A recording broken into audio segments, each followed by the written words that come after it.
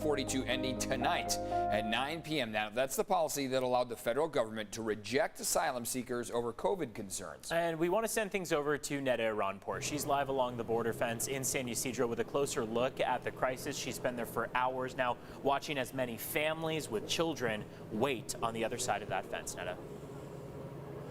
Yeah, Devin and Eric, so now we're starting to see a lot of the babies waking up here this morning in the arms of their mothers. It is a very sad sight to see, to witness this.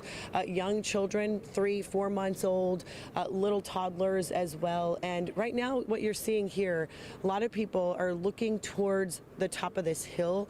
There's a Border Patrol truck we saw that entered south of this fence line, and that sent a lot of people running towards those agents. Now they're in this line.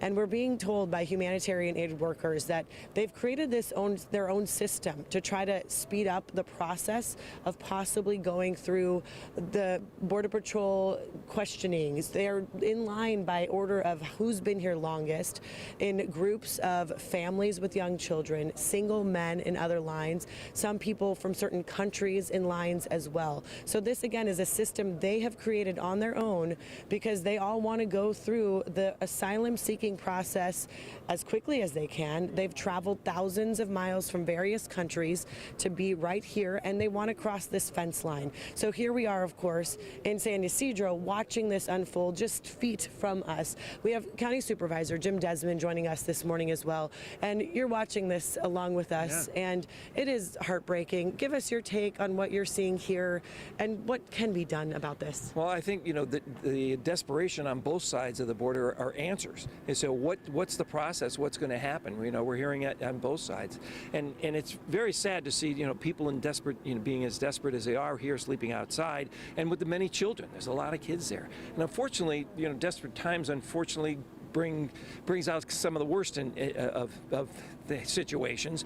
We understand a lot of people, a lot of the unaccompanied minors, unfortunately end up in sex trafficking and things like that, fentanyl coming across the border. But it's good to see people are, organizing themselves here and getting, as best they can to the opportunity to seek asylum. And then we understand that once they're processed, they're going to be dropped off somewhere here in San Diego County. And I just got done speaking with Border Patrol. They estimate about 3,500 people in the Tijuana area here at the San Diego border, which is many, many more times than they've ever seen before. So they have not gotten any additional resources, but they are actually going to be. So we're anticipating that people are going to get dropped off in San Diego County, and our goal is to try to move them as quickly as possible to their sponsors, because if they get the asylum status or a seeking status where they potentially get a court date, they have to have a sponsor. And so what we found out in the past is most of the sponsors are not in San Diego County. It's just we happen to be here right at the border. And so our main goal is to process them through the county, get them to their final destinations as quickly as possible. We understand the Border Patrol will be dropping them off at transit centers throughout the county, similar to what they did Christmas earlier last year. Now, Supervisor Desmond, we've tried to reach out to Customs and Border Protection as well to get an idea of what's next, what will happen tonight at 9 when Title 42 expires. So your latest info from Border Patrol, there's 3,500 people south of this fence. In the Tijuana area here in CS. Okay, and then, like you were mentioning, what will happen to them next? Will they be brought in these trucks and buses into San Diego? Well, that's my understanding. They're going to be processed. Some of them are processed and background checks, medical checks, and if they have a sponsor. So there's certain criteria for them to even qualify for an asylum hearing. And they may or may not get a court date. We understand those court dates are years away. But once they get processed and by the Border Patrol, and that may take a lot longer with this many people here, then they can only hold them for so long. And once our accommodations are filled up here, or our processing centers are maxed out in San Diego County, they're going to start dropping them at the transit stations. We're working with different entities, nonprofits and others to hopefully help people get to their destinations. The one in North County in Oceanside that they were dropped off last Christmas, it's unfortunate. It's a Sprinter station up on Oceanside. There's no bathrooms. There's not a convenience store within walking distance or a gas station. So we're working with our partners to try to get people to their destinations, get them through San Diego County as quickly as possible, so that hopefully they can get their hearing someday and go through the asylum process. Now, obviously, for these people, we're looking at them. It's heartbreaking to see this. San Diego has a very generous spirit. They want to help. There are volunteers that we've seen since 5 o'clock this morning out here trying to help. What do you think we can do? I mean, is there anything that, as a county, can San Diego handle this? Are our shelters equipped to help them? No. Are our services available for them? Not for this number and not for this many people.